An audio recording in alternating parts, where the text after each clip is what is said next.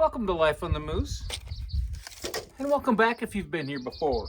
We're still putting in floor joists. We're not quite finished. Well, I got a little bit of work done when you weren't looking. So let's finish up cutting these three, and then I'll show you what's going on.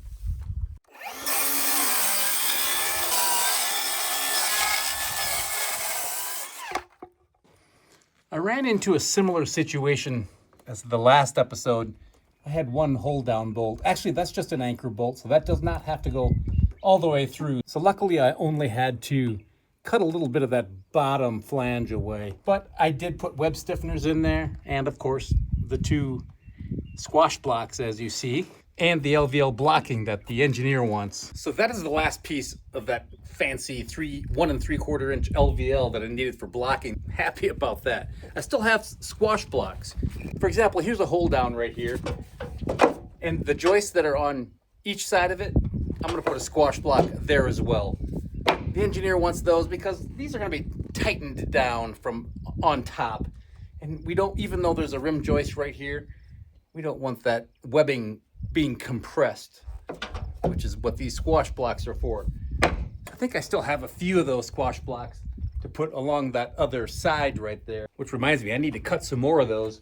And then if I can remember, we'll do it along the way, because it's easier, especially when you have just one side to work on, if you just put the squash blocks there rather than going between the joists. So if I can remember to do that, that will be a little bit easier. Well, it will be a lot easier. Speaking of easier, the only blocking I have left in the whole house, standard blocking anyway, are going to be these ends on this beam that runs all the way across. And I'm just going to use the I-joist leftovers for that. And speaking of blocking, I still have some stuff to do around the primary bedroom over there. I forgot about that. I'll show you that in just a second. So let's finish up these two right here, and then we'll get going over there.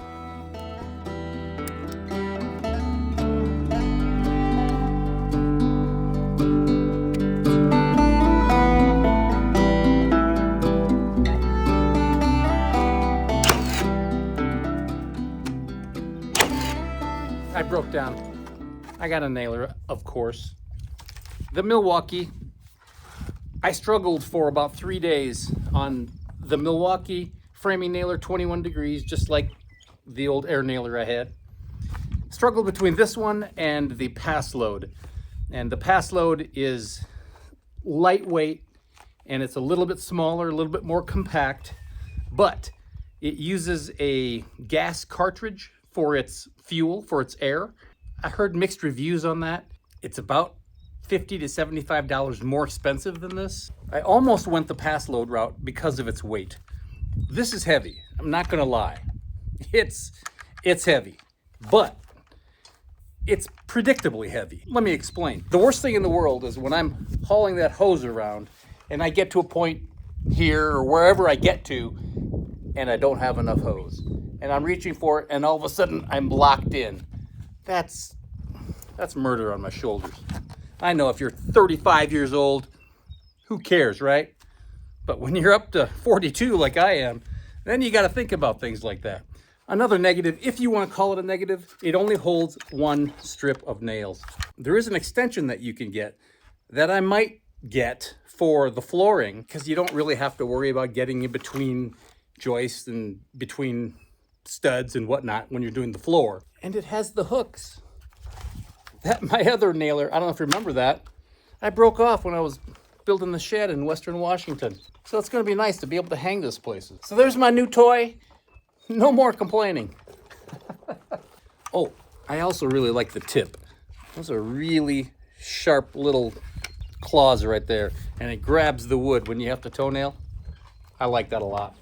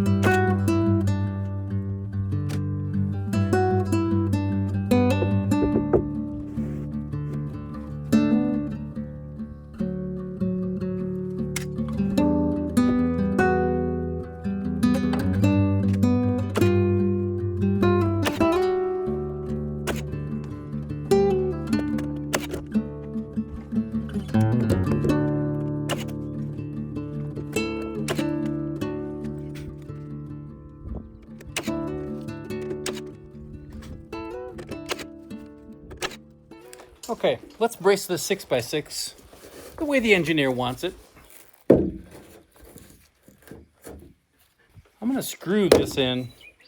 Both of these 2x10s I'm going to screw in because this top flange, like I mentioned, is 2 inches and 5/16, and that doesn't leave a whole lot of room once I shoot a 3-inch nail through there. So I am going to use some GRKs, some 4 inches, and hopefully this won't split.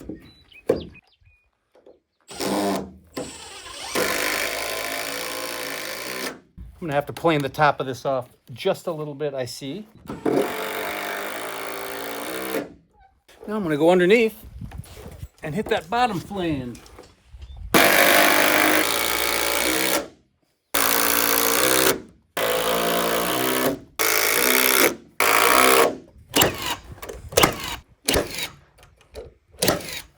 See this joist right here? Well, if that were to extend all the way, it would only be 2 inches away, not even an inch away from the rim joist. So instead of that, the engineer wants to see what he calls ladder framing. So every 16 inches, I'm basically going to block this along this side and along the opposite end of this master bump out. And that's what I was telling you about. I was going to do that right now, but I decided I'm going to wait. I'm going to do that after I put the rest of this rim board up, just in case we have a bunch left over. That way I don't have to ruin a good 2x10. Speaking of rim board, let's go ahead and put this one on right here. But before we do that, let's put those squash blocks in I was telling you about. Right there's a hold down bolt, and we'll need to put a squash block either side of that.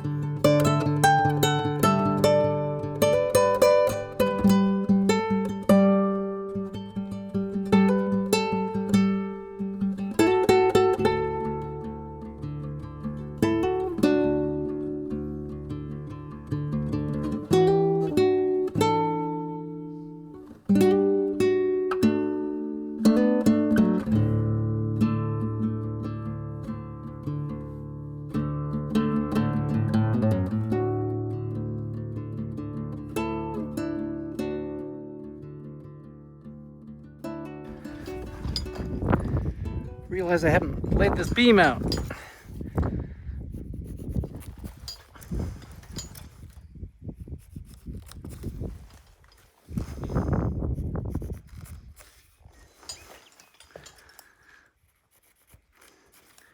That's a good sign.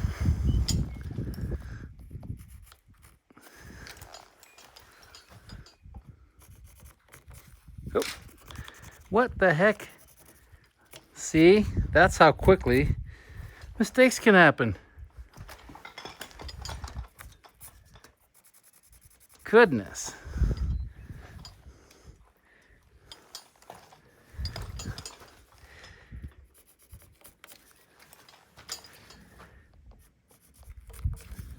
According to that, I'm 1/8 of an inch off, but if it is, it is.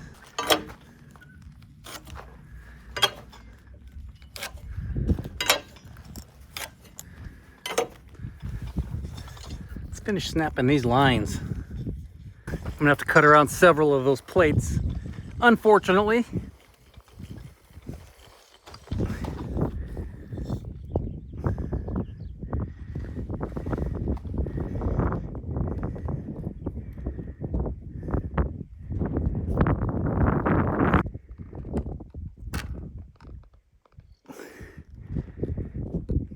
Okay, that looks good.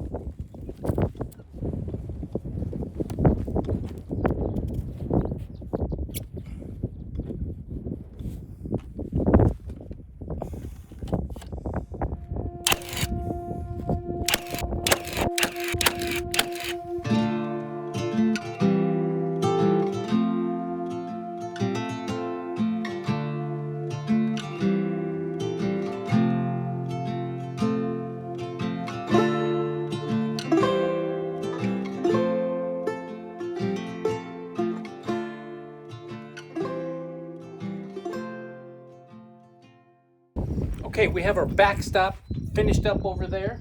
That rim board will have to be cut down about an inch at that far end over there because of that 3-inch sill plate. Obviously, we want everything flush. Top of the joist, top of the rim board, and that means we'll have to take about an inch off of that at that end. So we are finished up with the 24 footers. Well, we have 24 footers, but they get cut in half, less than that. So that's good. I already cut 4 of them. They go on the far end. So from now on, for the rest of the way, that first beam right there, all the way to the other side, and that's it. And then the next one will be as usual, from that beam all the way to this end here. And we're finished up with that special blocking, so this should go a lot quicker from now on.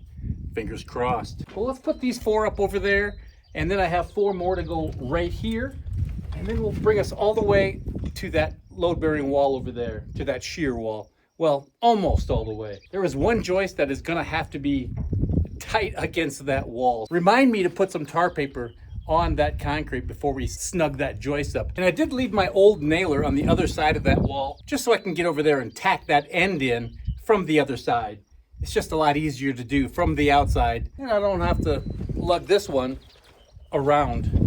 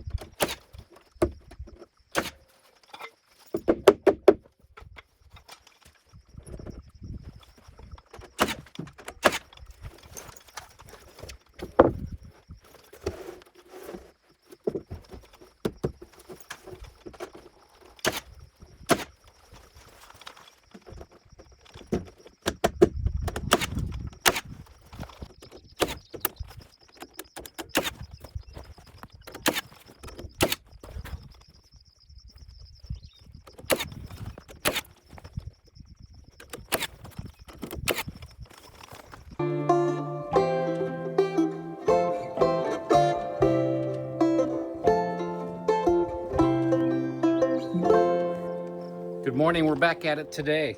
I have all my 24 footers over here. This is the rest of them. I was able to grab them with the forks and carefully balance them over here. And if you're wondering why I just didn't push them over that edge right there, it's because that's so tall.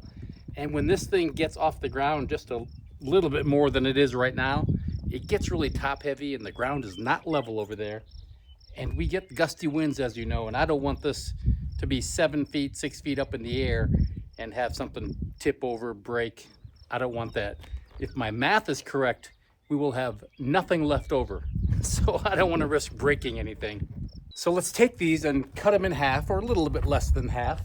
And we're going to tackle that entire far section and try to get that finished up.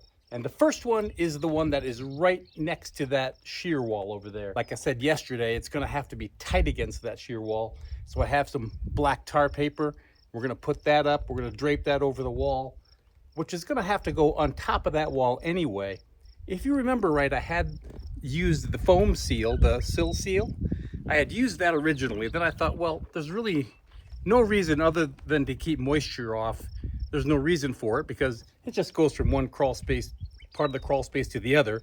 So it doesn't really matter if it's sealed tightly or not. We just want to keep the moisture from the concrete.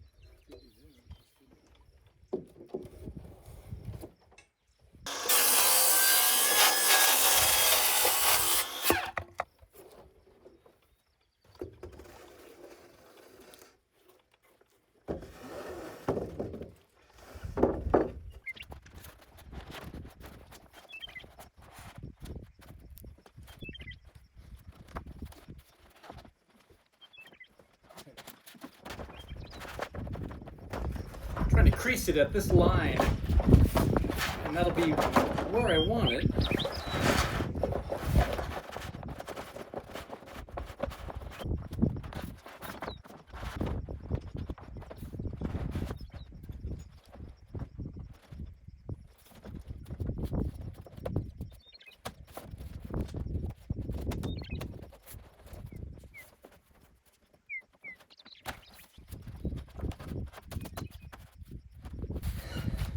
I think that'll work.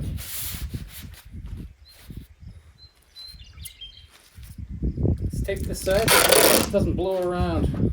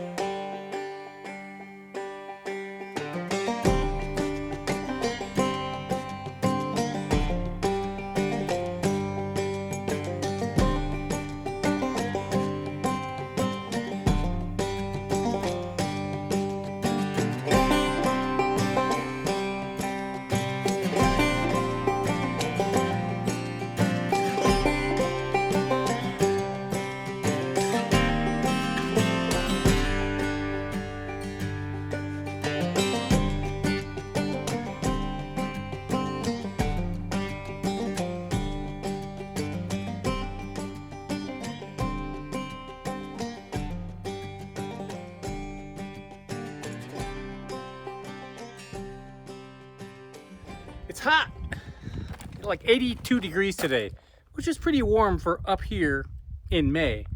But we'll take it. At least it's not raining. But look at that back there.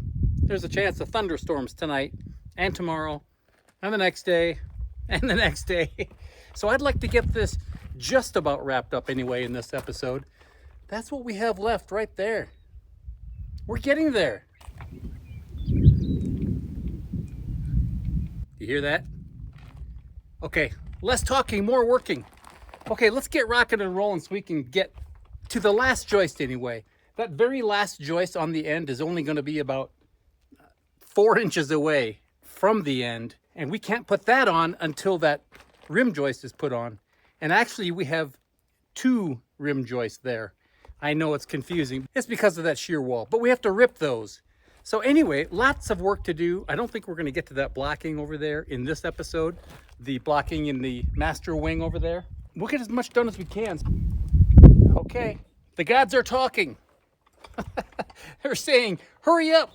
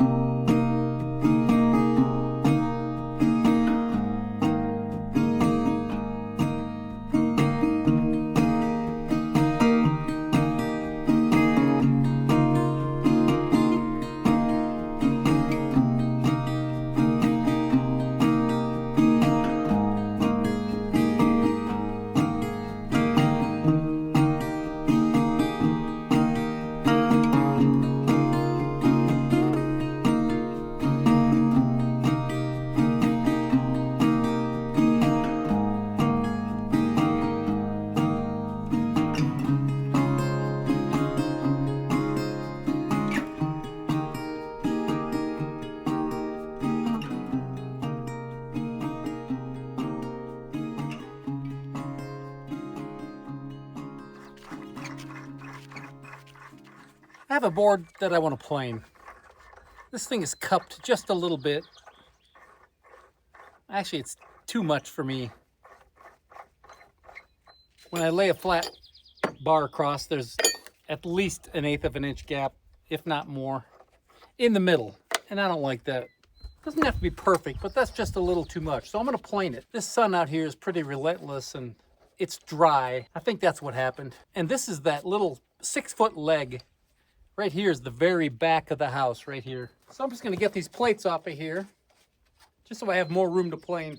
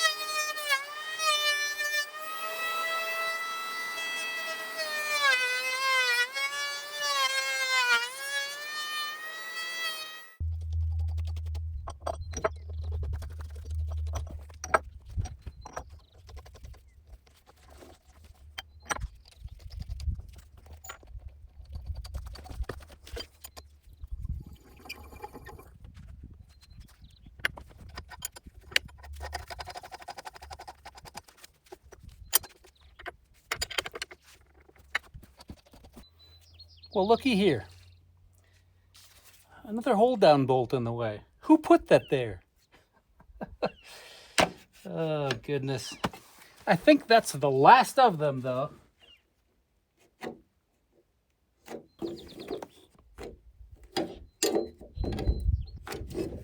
That's okay, because even with that cutout, I still have more than 1 3/4 inch bearing on there.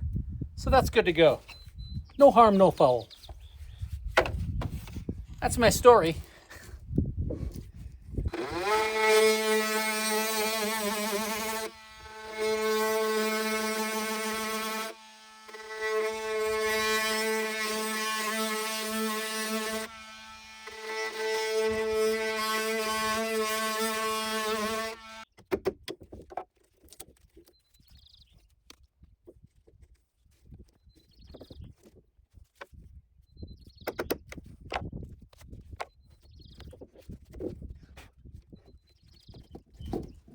Okay.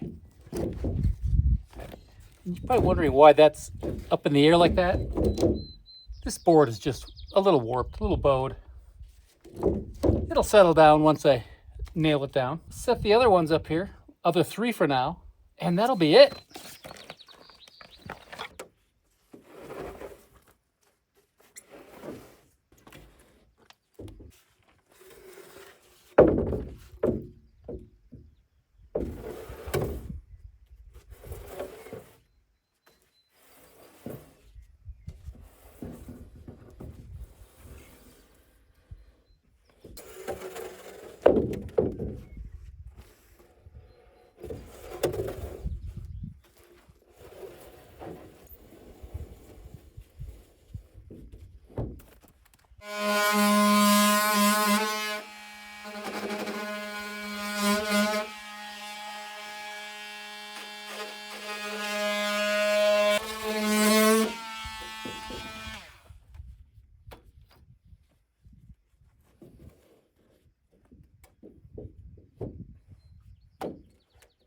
Okay. All right, let's nail that end in.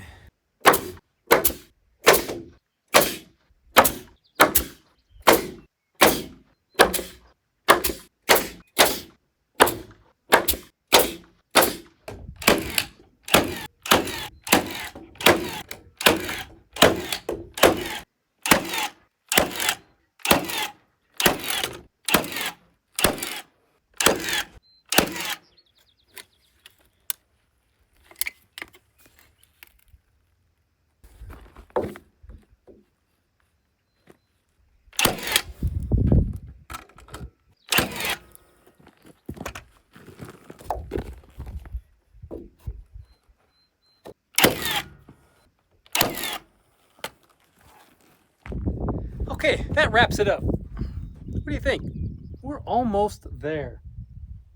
Goodness. You remember the days when I was building cabins and I could do a whole foundation in a day, joist the next day, subfloor the next day? Not anymore. Not with this. It's a big project. I'm beat, so I think we're just gonna call it. So I've been trying to keep these videos under 40 minutes. I know I haven't been doing such a good job lately. Come back next week. We're gonna finish this up and we'll be ready for sheathing after the next episode. I promise. No exceptions. Unless I change my mind. So in the meantime, you take care of yourself. Thank you very much for watching Life in the Moose. I appreciate it. I'll see you next week.